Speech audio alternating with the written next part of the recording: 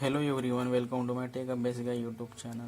Friends, या source code मॅनेजमेंटमध्ये source code मॅनेजमेंटचं काय काम होतं याबद्दल आता आपण पाहणार आहोत. तर आपल्याजवळ याच्या आतमध्ये दोन प्रकारचे सोर्स मॅनेजमेंट सिस्टम असतात. तर सोर्स कोड मॅनेजमेंटमध्ये दोन टाईप आहेत. एक सेंट्रलाइज व्हर्जन कंट्रोल सिस्टम आणि दुसरा आहे डिस्ट्रीब्युटेड व्हर्जन कंट्रोल सिस्टम. तर या प्रकारचे आपल्याकडे दोन व्हर्जन सिस्टम आहेत.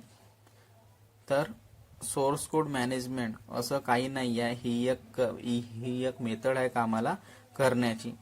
तर बघा, मी यामध्ये लिहून देत आहे सेंट्रलाइज व्हर्जन कंट्रोल सिस्टम आणि दुसरा आहे डिस्ट्रीब्युटेड व्हर्जन कंट्रोल सिस्टम.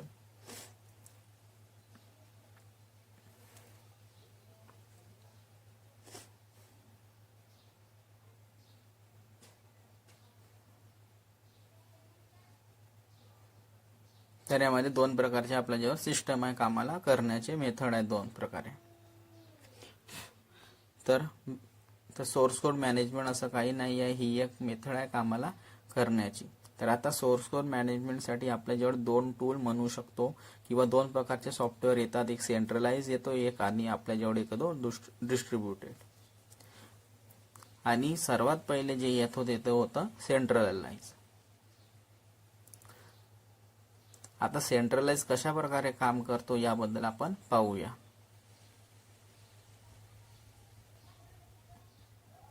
आपण आता वन बाय वन यामध्ये पाहूया की कशा प्रकारे सेंट्रलाइज मध्ये काम होत होतं.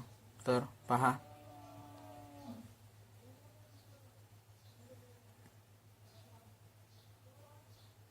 दोन टूल किंवा सॉफ्टवेअर आहेत असं आपण समजू आपल्याकडे कामाला करण्याचे. एक आहे सेंट्रलाइज, दुसरा आहे डिस्ट्रीब्युटेड.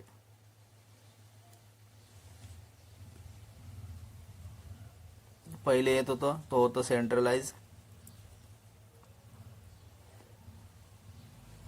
आणि सेंट्रलाइज कशा प्रकारे काम करतो याबद्दल आपण पाहूया. तर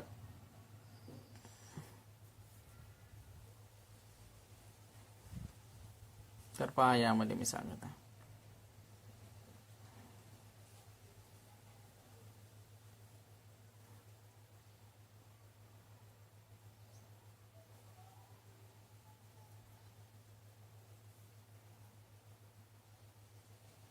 तर पहा, सेंट्रलाइज मध्ये आपण पाहत आहोत. तर सेंट्रलाइज मध्ये बघा, डिफरंट सॉफ्टवेअरला किंवा डिफरंट व्हर्जनला मॅनेज करण्यासाठी जे मार्केटमध्ये टूल आणलं गेलं तो होता सेंट्रलाइज व्हर्जन सिस्टम किंवा सेंट्रल व्हर्जनिंग मॅनेजमेंट सिस्टम.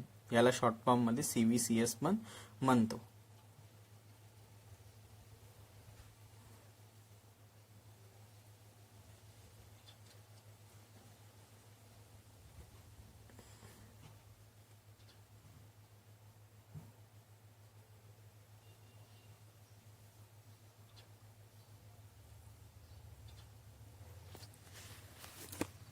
टूल समजायला ठीक आहे. एक आहे CVCS म्हणजे सेंट्रलाइज व्हर्जन कंट्रोल सिस्टम आणि दुसरा आहे DVCS, शॉर्ट फॉर्म आहे त्यांचे, डिस्ट्रीब्युटेड व्हर्जन कंट्रोल सिस्टम. आणि CVCS हा खूप पॉप्युलर टर्म आहे. याची जी टर्म आहे ती खूप पॉप्युलर आहे. सेंट्रलाइज व्हर्जन कंट्रोल सिस्टम काय होतं याबद्दल आपण एका डायग्रामच्या मदतीने यामध्ये समजू. तर एवढं लक्षात ठेवायचं, आपल्याकडे दोन टूल होते कामाला करण्याचे. सेंट्रलाइज व्हर्जन कंट्रोल सिस्टम म्हणजे CVCS आणि दुसरा आहे डिस्ट्रीब्युटेड व्हर्जन कंट्रोल सिस्टम म्हणजे DVCS. ठीक आहे. सेंट्रलाइजला आपण सेंट्रल व्हर्जनिंग मॅनेजमेंट सिस्टम पण म्हणतो म्हणजे CVCS.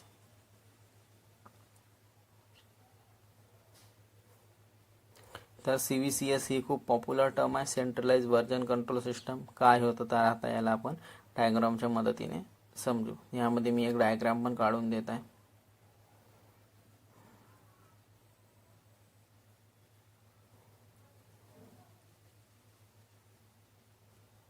शॉर्ट फॉर्म आहे CVCS, सेंट्रलाइज व्हर्जन कंट्रोल सिस्टमचा. ठीक आहे. आता यामध्ये मी एक डायग्राम पण काढून देते.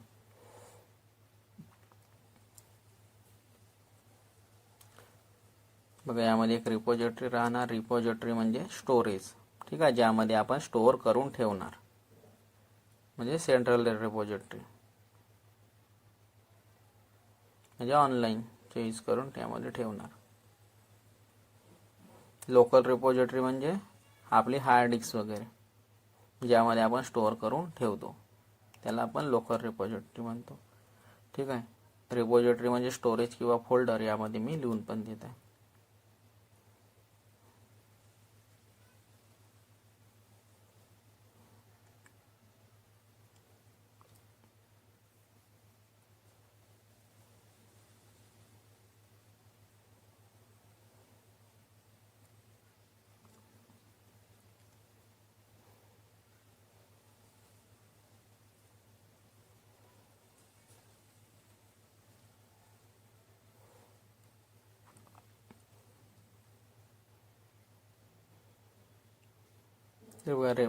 रजिस्ट्रीमध्ये यामध्ये रजिस्ट्री म्हणा किंवा रिपॉझिटरी म्हणा सेमच आहे. तर यामध्ये कमिट करणार कोडला तिने याच्यामध्ये, म्हणजे काम झालं तर आपण कमिट करणार.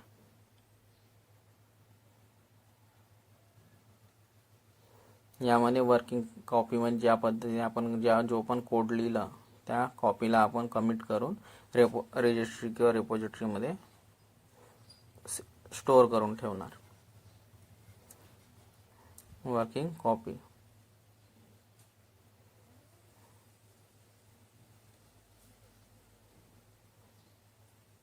म्हणजे तो कोड जसाही आपण त्या कोडवर काम केलं, तो कोड आपण समोर कमिट करून रजिस्ट्री किंवा रिपॉझिटरीमध्ये सेव्ह करून देणार. यामध्ये बघा खाली PC1 वर एक व्यक्ती काम केलं, त्यानंतर दुसऱ्याने PC2 मध्ये काम केलं, आणि या सर्वांचे वर्जन जे कोड लिहिलं ते समोर आपण रिपॉझिटरीमध्ये पुश करून दिलं किंवा स्टोअर करून दिलं. तर या पद्धतीने ही डायग्राम आहे यामध्ये. ठीक आहे. आता याचे काही ड्रॉबॅक्सचे पॉईंट आहे ते मी यामध्ये लिहून देत आहे.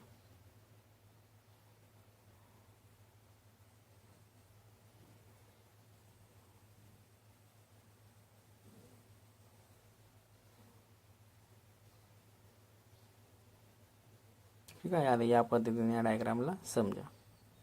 आता याची मी ड्रॉबॅक्सचे काही पॉईंट्स आहेत ते मी यामध्ये लिहून देत आहे.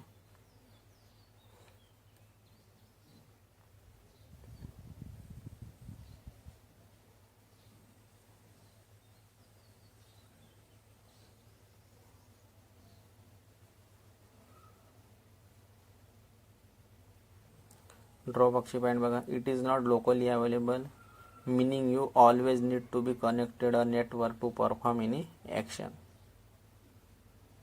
म्हणजे जो कोड आहे तो आपल्याकडे लोकली अवेलेबल नाही राहत. तो जो काही कोड आहे तो आपल्याला एक सेंट्रलाइज रजिस्ट्रीमध्ये किंवा रिपॉझिटरीमध्ये स्टोअर केलेला असणार या CVCS मध्ये, आणि याला आपण इंटरनेटच्या मदतीने आपण ॲक्सेस करू शकत होतो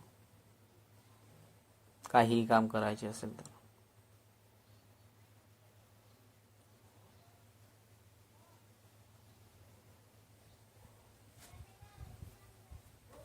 तर पहा यामध्ये पॉईंट्स लिहून देत आहे मी.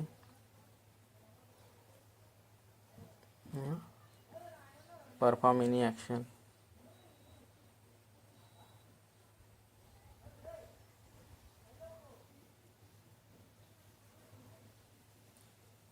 दुसरा पॉईंट आहे since everything is centralized, if central server get fails you with loss entire data, example SVN tool. मी ह्याच गोष्टी सांगत आहे की सेंट्रलाइज व्हर्जन कंट्रोल सिस्टममध्ये जे काही डेटा राहत होता आपला कोड वगैरे तो सेंट्रलाइज स्टोअर राहत होता रिपॉझिटरीमध्ये. यामध्ये विदाऊट इंटरनेट आपण काहीही नाही करू शकत होतो, कारण की याची एकच कॉपी आपल्याकडे राहत होती सेंट्रल सर्व्हरमध्ये. आणि सेंट्रल सर्व्हर एखादी करप्ट झाली किंवा फेल झाला तर आपला पूर्ण डेटा यामध्ये लॉस होत होतो, म्हणजे काही आपल्याकडे डेटा अवेलेबल नाही राहत होता. म्हणजे आपलं जेवढी काही मेहनत केली ती पूर्ण वाया जात होती, आणि मग आणखी आपल्याला पुन्हा कोड लिहावं लागलं असतं. With loss in dire data, example SVN tool. ठीक आहे. यामध्ये SVN टूल होतं एक्झाम्पलमध्ये. आता आपण गिट चूज करत आहे. पहिले जनरली हे यूज होत होतं ठीक आहे. पहिले जे होतं ते SVN टूल यूज होत होतं. गिट येण्याच्या पहिले जनरली आपण CVCS यूज करत होतो. यामध्ये काय होत होतं की पहा, आणि पहिले यामध्ये SVN टूल यूज होत होतं. आता आपण तर यामध्ये आता DVCS यूज करतो, तर यामध्ये गिटचे यूज करतो.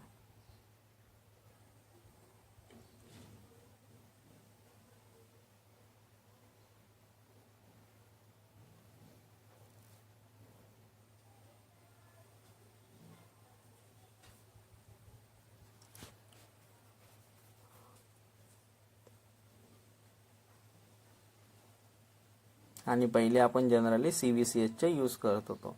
तर यामध्ये कॉन्सेप्टला समजा, मी साईडला डायग्राम काढून दिलेली आहे. आता यामध्ये कॉन्सेप्टला समजा. ठीक आहे. यामध्ये सपोज करा PC1 हा एम्प्लॉई डेव्हलपर आहे. ठीक आहे.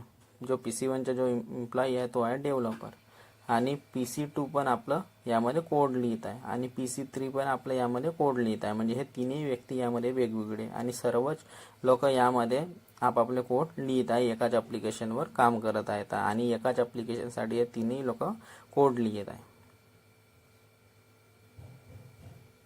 सपोज PC1 यांनी काही कोड लिहिला, आणि तो कोड लिहिल्यावर आपल्या रेपॉझिटरीमध्ये अपलोड करत आहे.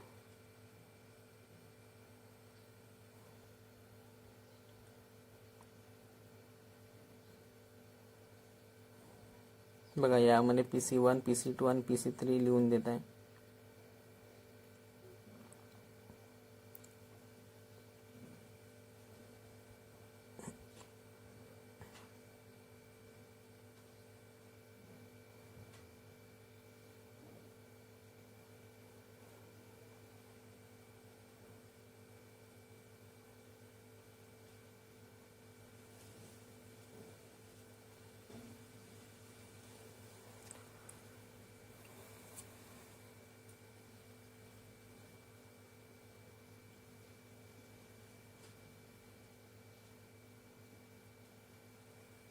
तर तिन्ही व्यक्ती यामध्ये एकाच ॲप्लिकेशनसाठी तिन्ही व्यक्ती यामध्ये कोड लिहित आहे आपापला. ठीक आहे. कारण की हे तिन्ही लोक एकाच ॲप्लिकेशनवर काम करा. सपोज PC1 यांनी काही कोड लिहिला, यांनी तो कोड लिहिल्यावर आपल्या रेपॉझिटरीवर अपलोड करून दिलं. ठीक आहे. यामध्ये PC1नी कोड लिहिला, आणि आपलं कोड त्याचं काम झाल्यानंतर त्यांनी आपल्या कोडला रेपॉझिटरीवर अपलोड करून दिलं. ठीक आहे. या डायग्राममध्ये त्याच गोष्टी समजत आहे. बघा, PC1नी कोड लिहिलं, वर्किंग कॉपी म्हणजे कोड त्यांनी कमिट करून दिलं रजिस्ट्रीमध्ये. रजिस्ट्री म्हणजे रेपॉझिटरी सर्व्हर, या पद्धतीने याला समजा. ठीक आहे. कारण की हे तीनही आपापले कोड अलग अलग लिहित आहे, परंतु एकाच ॲप्लिकेशनवर काम करत आहे. परंतु ज्याचं काम झालं ते आपल्या रजिस्ट्री सर्व्हरवर म्हणजे सेंट्रलाइज सर्व्हरमध्ये स्टोरेजमध्ये सेव्ह करत आहेत. की ज्या पद्धतीने आपण कम्प्युटरमध्ये काम करतो, कोणत्या फाईलवर, वर्ड फाईलमध्ये वगैरे, पण आपण जसं पद्धतीने सेव्ह करून ठेवतो त्या कोणत्या पण फाईलला, त्या पद्धतीने यामध्ये पण यांनी सेव्ह करून ठेवलं. आता रेपॉझिटरी काय आहे हा प्रश्न येणार, तर याबद्दल पण सांगून देतो. रेपॉझिटरी ही एक प्रकारची स्टोरेज आहे किंवा एक फोल्डर आहे माझ्या कुठेतरी असलेल्या रिमोट सर्व्हरमध्ये, ज्यामध्ये मी हा जो कोड आहे यामध्ये मी अपलोड करून स्टोअर करून ठेवत आहे. तर बघा, यामध्ये त्याच गोष्टी सांगत आहे. PC1 या तीनही लोकांनी डायग्राम वेगळी केली आहे. या तीनही लोकांनी आपापले कोड लिहित आहे, आणि PC1चे कोड लिहून झाला तर त्यांनी रेपॉझिटरी सर्व्हरवर आपल्या कोडला सेव्ह करून ठेवला. आता रेपॉझिटरी काय? रेपॉझिटरी एक प्रकारची स्टोरेज आहे किंवा एक फोल्डर समजा, की ज्यामध्ये आपण डेटाला आपला रिमोट सर्व्हरमध्ये स्टोअर करून ठेवत आहे. की हा माझा कोड आहे, तर मी यामध्ये या सेंट्रलाइज जो रिमोट सर्व्हर आहे यामध्ये मी स्टोअर करून ठेवत आहे, म्हणजे सेव्ह करून ठेवत आहे.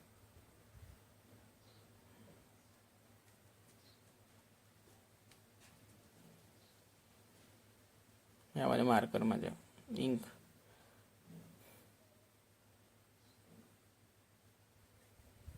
तर या पद्धतीने रेपॉझिटरीचं मिनिंग आहे. ठीक आहे.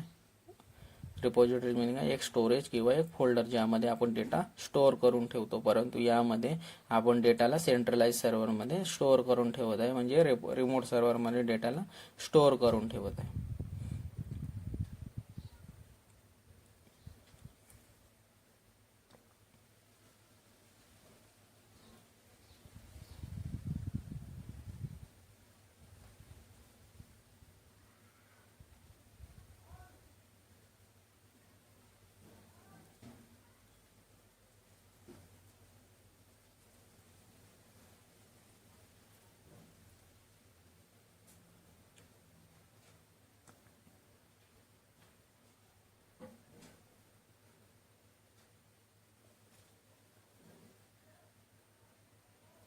ठीक आहे. हे माझ्याजवळ रिमोट सर्व्हर कुठे पण आहे, क्लाउडमध्ये पण असू शकतो.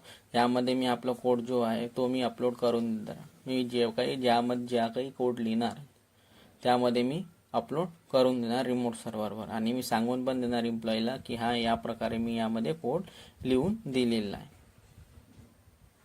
तर या प्रकारे प्रत्येक एम्प्लॉई आपला जो कोड आहे तो कमिट करून देतो. तर म्हणून यामध्ये बघा, या डायग्राममध्ये मी कमिट लिहिला आहे. PC1नी वर्किंग कॉपी म्हणजे कोड लिहिला आणि कमिट करून दिला रजिस्ट्री किंवा रिपॉझिटरी सर्व्हरवर. आणि रिमोट सर्व्हर आपण कुठे पण असू शकतो, क्लाउडवर पण असू शकतो. कमिट म्हणजे कोडला सेव्ह करणं. आपण आपल्या PC मधून त्याला रिमोट सर्व्हरमध्ये सेव्ह करून दिला आहे, जसं ॲमेझॉनमध्ये AWS क्लाउडमध्ये ठेवून दिला. तर बघा, यामध्ये लिहून पण दिलं आहे. कमिट करणं म्हणजे त्या कोडला सेव्ह करणं. आपण आपल्या PC मधून त्याला रिमोट सर्व्हरमध्ये सेव्ह करून देत आहे, जसं की ॲमेझॉनमध्ये AWS क्लाउडमध्ये ठेवून दिलेलं आहे.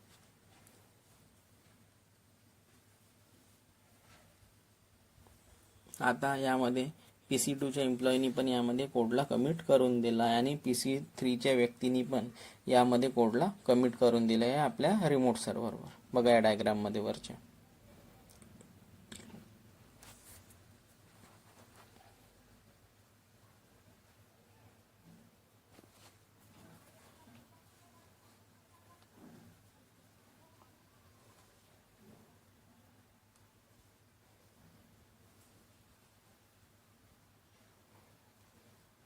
तर बघा, या तीनही व्यक्तींनी यामध्ये आपला कोडला कमिट करून दिलेला आहे, म्हणजे आपल्या कोडला सेव्ह करून दिलेला आहे. आता प्रत्येक व्यक्तीने आपापल्या परीने या कोडवर काम केलेलं आहे. तर यामध्ये हा फायदा काय होता, की यामध्ये फायदा हा झाला की PC1 एम्प्लॉईला हा पाहायचे असेल, ह्या गोष्टी पाहायच्या असेल की मी जो कोड लिहित आहे तर मी पहिले तर हे तर पाहून घेतो की PC2च्या एम्प्लॉईनी काय काम केलं आहे कोडमध्ये. कारण PC2 एम्प्लॉईनी काम केलं आहे, PC1 एम्प्लॉईनी पण यामध्ये काम केलं आहे, तर त्याच्या अकॉर्डिंग कोड डिझाईन समोरच्या व्यक्ती करणार. तर ह्या गोष्टी यामध्ये माहिती होणार की PC1ला की अशा प्रकारे कोड लिहून देणार की मर्ज झाल्यानंतर तो कोड कामच नाही करत आहे. तर यामुळे काय होते की जसं जेव्हा या गोष्टीमुळे काय झालं की PC1नी कोड लिहिला आणि PC2च्या व्यक्तींनी पण कोड लिहिला, परंतु यामध्ये असं झालं की कोड मर्ज करताना तो कोड कामच नाही करत आहे मर्ज केल्यानंतर. तर असं पण होऊ शकतो, कारण यासाठी एकमेकाची कंपॅटिबिलिटी चेक पण करावे लागते, किंवा PC1चं असं कोड लिहून देणार की जो PC2 कोडवर काम करत आहे, म्हणजे सेमच कोडवर काम करत आहे. यासाठी या गोष्टीला चेक करू शकता, कारण की त्याच्या अकॉर्डिंग कोड डिझाईन करणार. माहिती झालं पाहिजे ह्या गोष्टी. तर ह्यासाठी ह्या गोष्टी खूप आवश्यक आहे, कारण की मर्ज झाल्यानंतर तो कोड काम नाही करणार तर मग खूप मोठा इश्यू येणार यामध्ये. कारण यासाठी एकमेकाची कंपॅटिबिलिटी चेक करावी लागते, किंवा PC1 असा कोड लिहून देणार जो PC2वर काम करत आहे, म्हणजे सेमच कोडवर काम करत आहे. त्यासाठी या गोष्टीला चेक पण करू शकतो. आणि ह्या सर्वांचे कोड एका रिपॉझिटरीमध्ये असल्यामुळे, एकाच जागेवर असल्यामुळे आपण या सर्वांचे कोड यामध्ये चेक पण करू शकतो.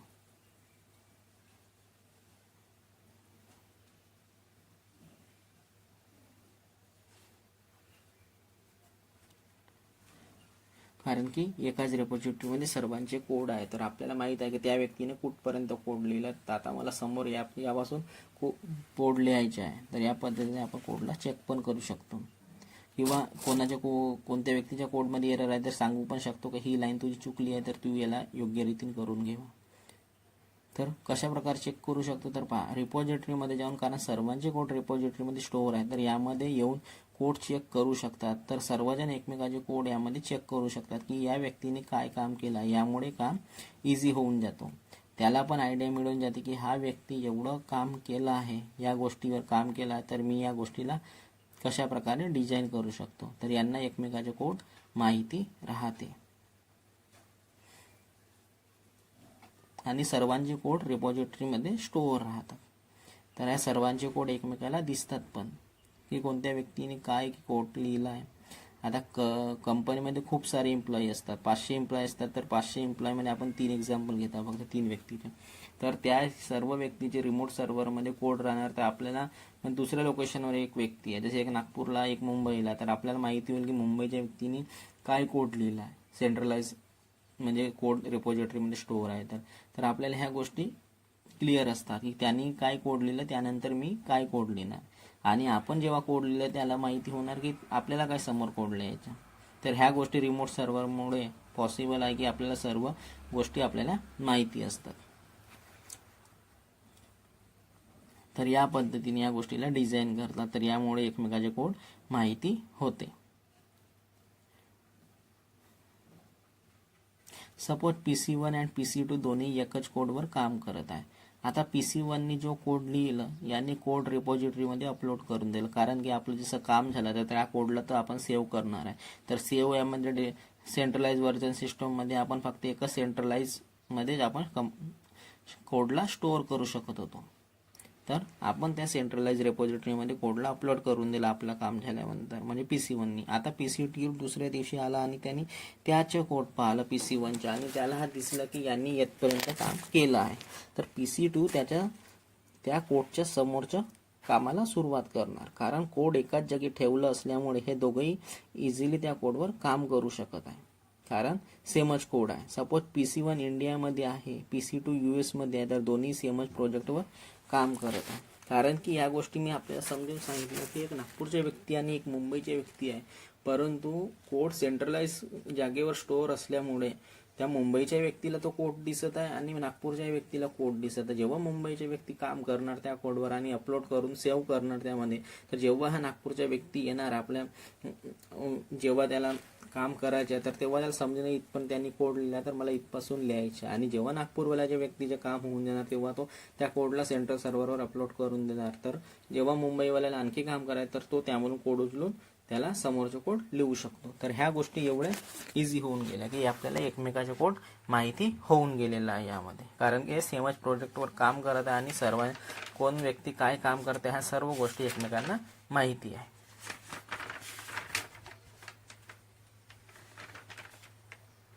तर जेव्हा इंडियामध्ये दिसत असतो कोड, तेव्हा US मध्ये रात्री राहते. तर PC1 दिवसामध्ये कोड लिहिलं आणि अपलोड करून दिलं, तर आता PC2 ऑफिसमध्ये आलं.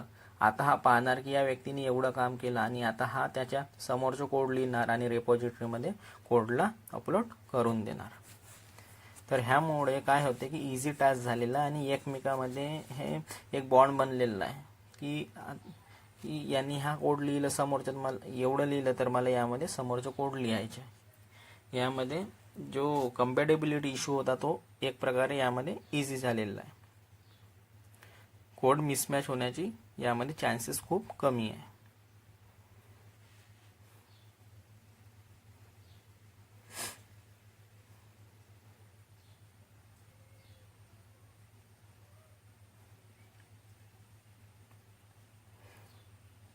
आणि वर्किंग आवर वेगवेगळे राहतात, दिवस पण राहतात आणि वेगवेगळ्या लोकेशनमध्ये काम करत आहे. तर आपल्याला माहीत पण होऊन जाते सेंट्रल लोकेशनमध्ये कोडला सेव्ह करून दिला आहे, तर की काय कुठे काय आपण करत आहोत आणि कुठपर्यंत कोड लिहिला, एवढी यामध्ये पारदर्शिता आहे. आता दुसऱ्या दिवशी PC1 येणार, तर याला नवीन काही कोडमध्ये चेंजेस दिसणार. तर PC1 काम केलं आणि यांनी अपलोड करून दिलं. याचप्रमाणे PC2 यांनी पण काम केलं आणि अपलोड करून दिलं.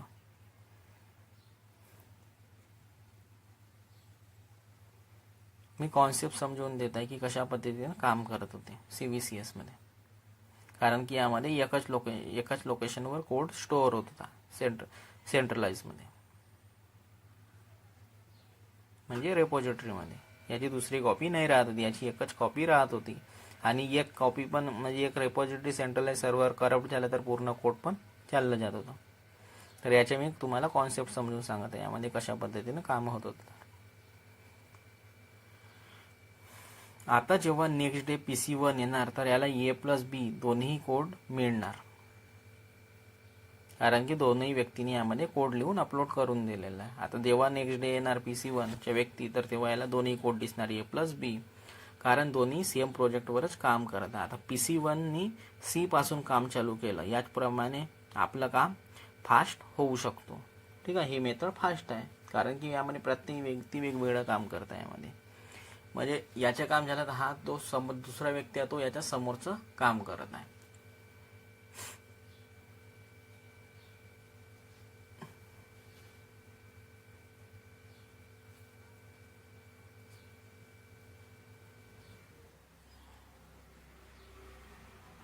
ठीक आहे, तर यापासून यामध्ये जो टास्क काम होता तो फास्ट झालेला आहे.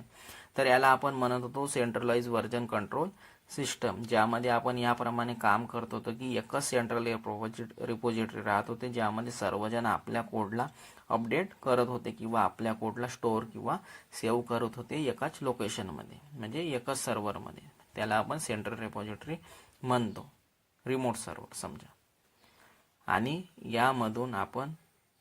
यामधून एकमेकाच्या कोडला पाहू पण शकत होते, ॲक्सेस पण करू शकत होते सेंट्रलाइज सर्व्हरमध्ये, कारण की यामध्ये इंटरनेटचा यूज होत होता. इंटरनेट विदाऊट इंटरनेट यामध्ये आपण ॲक्सेस नाही करू शकतो सेंट्रल सर्व्हरला.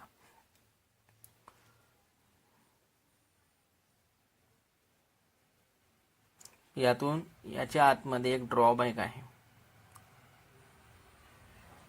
कारण की रेपोजिटरीमध्ये कोडला आपण सर्व व्यक्ती अपलोड करत होते आणि त्यामध्ये सेव्ह करून ठेवत होते रेपोजिटरीमध्ये, आणि ज्यांना पण गरज आहे ते या कोडला पाहू शकत होते, ॲक्सेस करू शकत होते.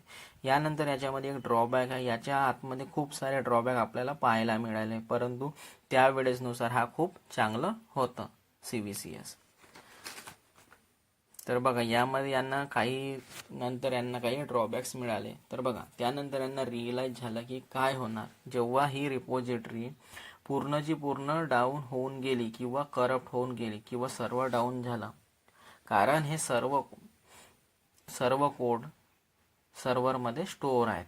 अशा वेळेस यांच्याजवळ काहीही नाही राहणार बॅकअप कॉपी, सर्व रिपोजिटरीमध्ये स्टोअर आहे, तर यांच्याकडे डुप्लिकेट कॉपी नाही आहे. जे पण कोड आहे ते सर्व सेंट्रल सर्व्हरवर आहेत.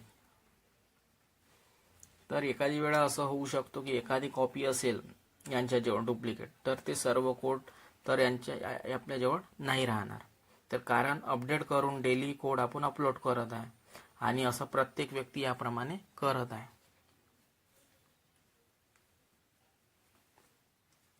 आणि अशा वेळेस करप्ट वगैरे झालं किंवा सर्व्हर डाऊन झालं, तर अशा वेळेस खूप मोठं प्रॉब्लेम आहे यामध्ये.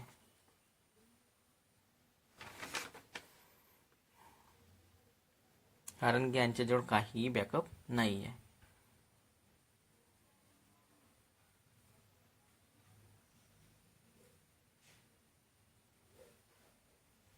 यांच्याजवळ ना दुसरी कॉपी आहे ना काही आहे. एखादी असेल तर ठीक आहे, परंतु पूर्ण कॉपी नाही यामध्ये नाही ठेवू शकत, कारण की सर्व कोड आपल्या जवळ नाही आहे. कारण की सर्वजण व्यक्ती जेवढं कोड लिहिलं ते सेंट्रलाइज सर्व्हरमध्ये अपडेट करून देत आहे, डेली कोडला अपलोड करत आहे रेपोजिटरीमध्ये. कारण आपण कम्प्लिटली डिपेंडंट होतो या रेपोजिटरीवर, कारण की रेपोजिटरी खराब झाली तर यामध्ये असलेला डेटा पूर्णपणे खराब होऊन जाणार. अशा वेळेस कोणता व्यक्ती ॲक्सेस पण नाही करू शकणार या रेपोजिटरीला, आणि ॲक्सेस करणार तर त्याला त्या रेपोजिटरीमध्ये काहीही कोड नाही मिळणार, कारण की आपण त्या रेपोजिटरीवर डिपेंडेंट झालेला आहोत. तर या पद्धतीने यामध्ये ड्रॉबॅक्स आहेत.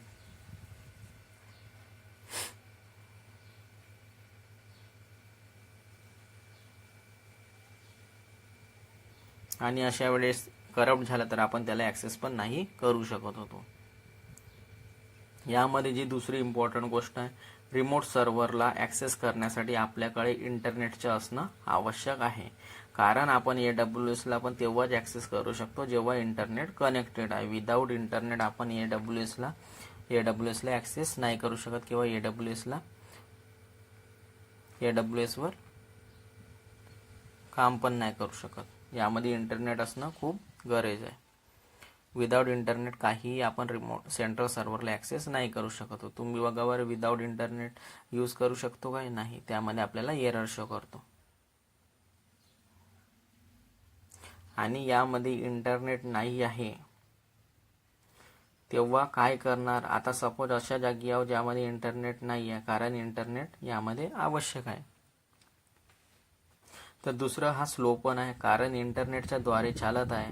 आता आपण रेपॉझिटरीमध्ये अपडेट केलं, त्यामध्ये वेळ लागत आहे. यामधून कोड काढून पाहत आहो डाउनलोड करून, तर त्यावेळेस पण यामध्ये वेळ लागत आहे. या प्रकारच्या सर्व गोष्टींमध्ये यामध्ये टाईम लागत आहे. आता रेपॉझिटरीमध्ये आपण कोड घेत आहोत, तर समजा सपोज PC1 आला आणि यांनी ही फाईलला रेपॉझिटरीमधून उचलायची आहे, तर त्याला म्हणतात अपडेट करणं. तर याला अपडेट म्हणत होतो. आता ही अपडेट केलं, आता काय होणार? इंटरनेटमुळे खूप सारे यामध्ये इश्यू होते.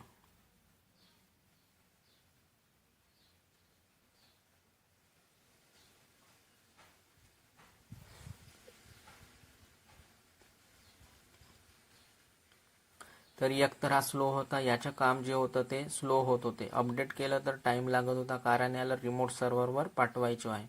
तर त्यामुळे या कोडला पाठवायला पण वेळ लागत होते. कोड डाऊन करण्यासाठी पण यामध्ये वेळ लागत होता, कारण की इंटरनेटची स्पीड पण असणं आवश्यक आहे यामध्ये.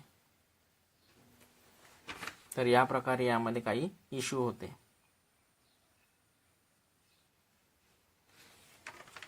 अपडेट करणं, डाउनलोड करणं, यामध्ये वेळ लागत होता.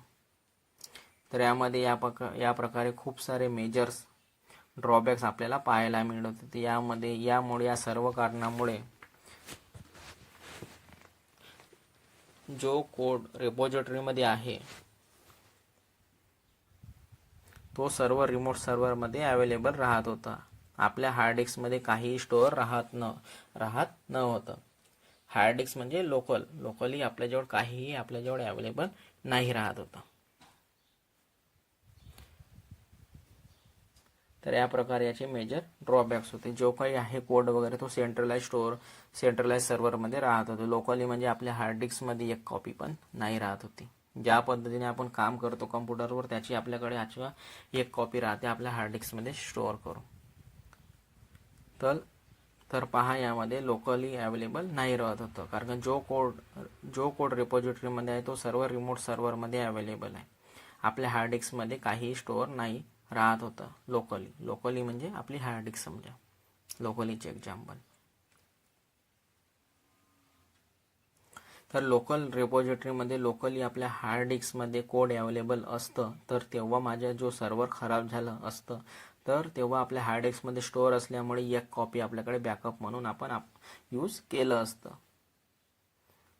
कारण की आपल्या हार्ड डिस्कमध्ये ती कॉपी स्टोअर राहिली असती. परंतु CVCS मध्ये असं काहीही नव्हतं, कारण की CVCS मध्ये जो पण कोड होता, सर्व लोकांची जे पण एम्प्लॉयची कॉपी होती ती सेंट्रलाइज सर्व्हरमध्ये स्टोअर राहत होती, रिमोट सर्व्हरमध्ये.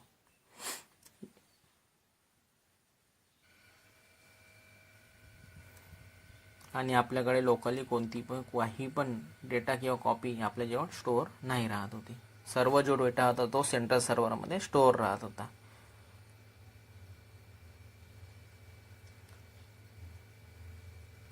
तर यामध्ये काही अपडेट करण्यासाठी, काही कमिट करण्यासाठी आपल्याला इंटरनेटशी कनेक्ट असणं आवश्यक होतं. हा खूप मोठा यामध्ये प्रॉब्लेम होता.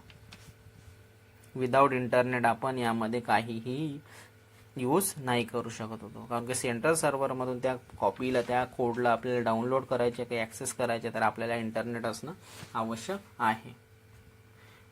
ज्या पद्धतीने आपण विदाऊट इंटरनेट AWS किंवा कोणत्या क्लाउडला ॲक्सेस नाही करू शकत, त्याचप्रमाणे आपण यामध्ये पण विदाऊट इंटरनेट त्या रेपॉझिटरीला ॲक्सेस नाही करू शकत होतो. तर हा यामध्ये खूप मोठा प्रॉब्लेम होता.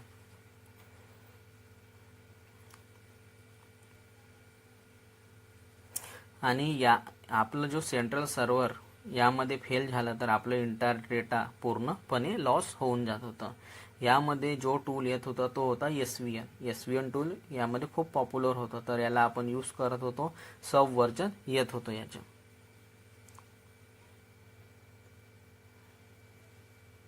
ठीक आहे, यामध्ये SVN टूल खूप पॉप्युलर आहे आणि याचं सब व्हर्जन येत होतं. खूप पॉप्युलर आहे SVN टूल, तर याला आपण यूज करत होतो आणि याचं सब व्हर्जन येत होतं. हा आपला CVCS आहे, यामध्ये काही ड्रॉबॅक्स येऊन गेले. यानंतर जो मार्केटमध्ये आलेला आहे तो आहे डिस्ट्रीब्युटेड वर्जन सिस्टम. या ड्रॉबॅक्सला कमी करण्यासाठी जो मार्केटमध्ये आलेला आहे तो आहे डिस्ट्रीब्युटेड वर्जन सिस्टम. यासाठी सर्वात जो पॉप्युलर आहे तो आहे गिट. आता यानंतर मी पूर्णपणे गिट काय आहे याबद्दल मी पूर्ण कॉन्सेप्ट क्लिअर करून देणार यापेक्षा, आणि तो कशा प्रकारे यापेक्षा तो चांगला आहे CVCSच्या कंपॅरिझनमध्ये, ह्या गोष्टी आपण ह्या गोष्ट करणार आहे आपण DVCS कशा प्रकारे चांगला आहे. तर ह्या गोष्टी आपण पुढच्या क्लासमध्ये पाहणार आहोत. तर मार्केटमध्ये डिस्ट्रीब्युटेड वर्जन कंट्रोल सिस्टम याच प्रॉब्लेमला सॉल्व्ह करण्यासाठी आलेला आहे, आणि यासाठी हा सर्वात पॉप्युलर आहे गिट. तर यामध्ये मी आता समोरच्या क्लासमध्ये गिटची गोष्ट करणार आहे की गिट कशा प्रकारे काम करतो आणि कशा प्रकारे याचं डेव्हलप केला गिटला, की काय कारण होते ज्यामुळे गिटला डेव्हलप केलं गेलेलं आहे.